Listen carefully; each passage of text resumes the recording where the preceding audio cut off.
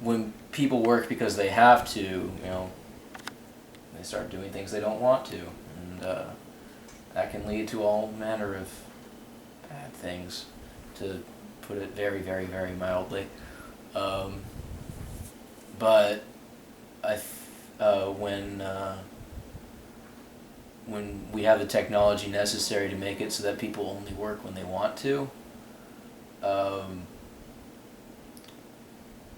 hurting people becomes very, very less tempting. And the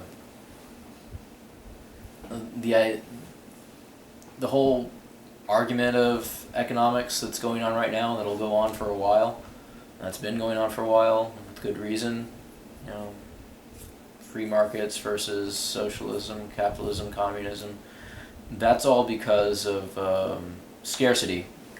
It's that one word that at the beginning of all those high school and college classes we take that basically means you're gonna run out of stuff. You know, we're gonna there's not an unlimited supply of the stuff we want and the stuff we need.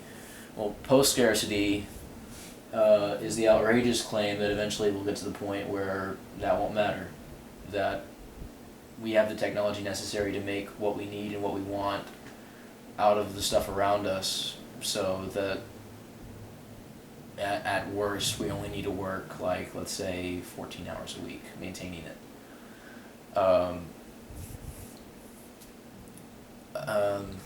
Maybe you heard about stuff like self-sustaining houses, you know, those people who go off the grid with solar power and collect rainwater, grow their own food. That's basically the same thing. The only thing I noticed about people who go off the grid, it's not catchy.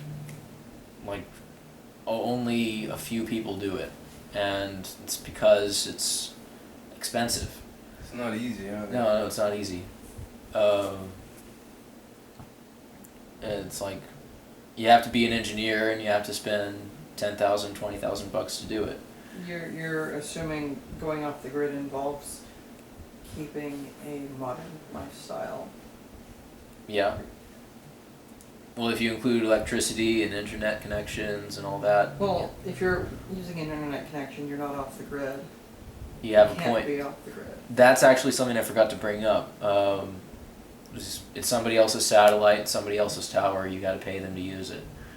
And you literally can't put up your own satellite. Nope. Try to cram me. Well, there are projects currently to get Wi-Fi everywhere. I mean, we're at a point like you can go to certain Didn't, like, places. Zuckerberg just buy that company? It's like the company that makes drones, so you can produce Wi-Fi like all over Africa. There's like there were solar-powered Wi-Fi drones. Apparently, Facebook and Google are in a race to get to it first. If the world was a Wi-Fi hotspot, then Yeah. that would. Make things a lot easier. On the other hand, Wi-Fi gets really crowded really quick. Can have a lot of connection points, but if too many people are connected, you're not going to get, or if there are going to be some that end up canceling each other out. So how do you deal with crowding? So how do we deal with crowding right now when people can afford it? Pay for more bandwidth. You have to assign a wider spectrum to Wi-Fi. Yeah, and what was that? And then you have to assign a wider spectrum to Wi-Fi, and make sure that it's not interfered with. Right. Oh wait, suddenly we have a regulatory body. Damn. I didn't say governments would go away. I know. I mean, But you know, personally, it would be kind of cool if they did. I know it's really naive of me, but you could be pretty much any political bent and find post-scarcity to be, you know, at least the idea of it to be a good idea. solves a lot of problems, assuming it'll get to that point. Yeah. Well, I'm not an engineer yet. I'm trying to be, but there was another interesting thing about I think I remember hearing that apparently television stations have patented a lot, not patented, but like laid claim, like exclusive claim to a lot of the bandwidth. They are assigned that. They have to bid for it from the FCC. Uh huh. And it's the FCC that assigns bandwidth for certain purposes. Right. So, So the the former, FCC the owns former the air. television bands are emergency, I believe.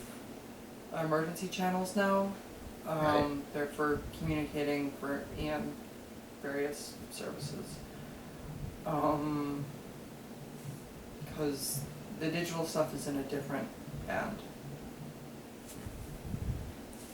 Well, I was gonna say there's gonna be some push against people being able to take care of themselves, and that's like a good one because we have a system, at least in the information part of it, where, like you've pointed out, we have to pay a governmental body to bid for using bandwidth, and I guess when you put it that way, bandwidth will always be scarce. There's only so much you can use. Yeah.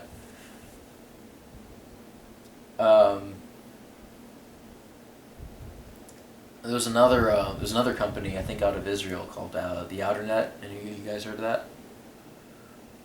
Their idea is to, like, somewhere around next year have a prototype satellite, just like a can-sized one, and they're planning to send out a whole bunch of them.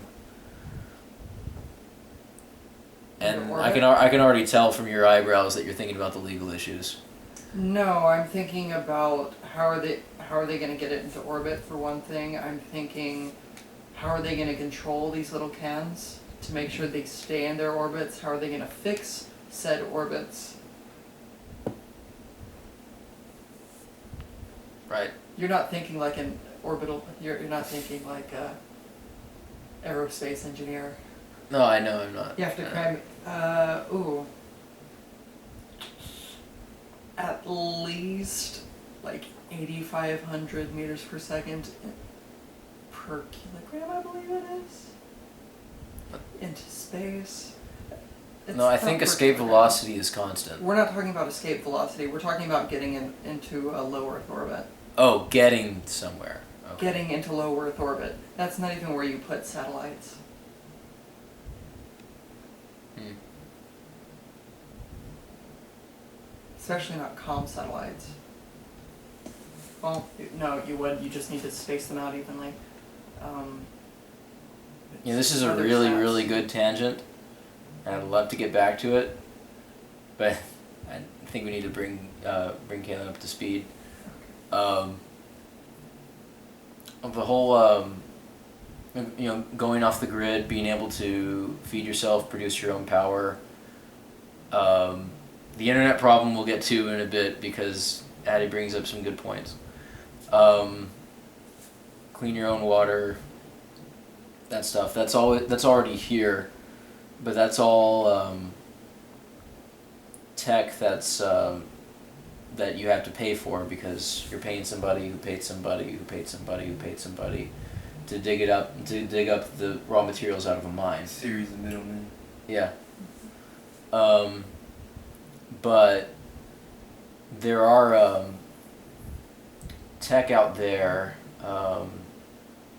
and those that aren't will be, where you can make it all out of organic molecules, and not organic like the farming.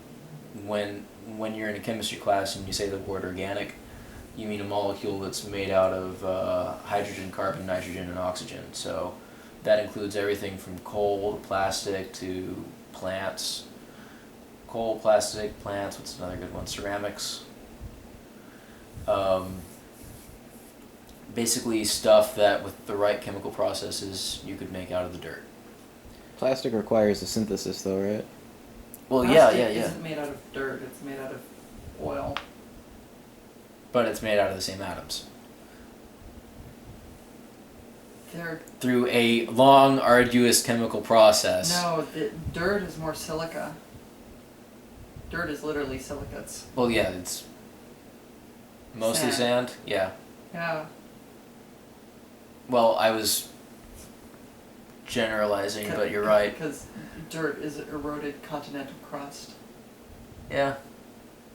Okay, yeah, it's mostly silicon dioxide, which itself is abundant, but that's the whole point I'm trying to make, is that you make it out, you make your tech out of abundant stuff that you can get for free through chemical processes. And one good promising outlet is right now is solar panels, because of graphene. You heard of graphene? I'm not familiar with solar panels. Have you heard of the company Solar Mosaic No, what do they do? out in Compton? No. Basically, they like privatize, like I'm not gonna say privatize, but they team up with like a lot of like local like low income housing areas, and they like supply solar panels on their roofs, and in return like they allow them like basically supply them with energy, or like within like a. It's like for every one house they supply energy for like maybe 2 or 3 other houses, so in return for like helping supply energy to your general area, it lowers the cost for your overall energy needs. Oh, cool. That makes sense. And so what they, I get, do they pay Solar Mosaic back with like some of the energy they get out of it, or what? That's what I believe, but That would feel free to check it sounds out. like Yeah, it's the same model. That's cool. that's what's been going on with solar. They sell power back onto the grid. They'll put it up on your house. You don't really pay anything. Yeah, I know. I was thinking like Usually like a hose. Symbiote. Yeah. that's cool. I gotcha. Thing about graphene is it's just carbon.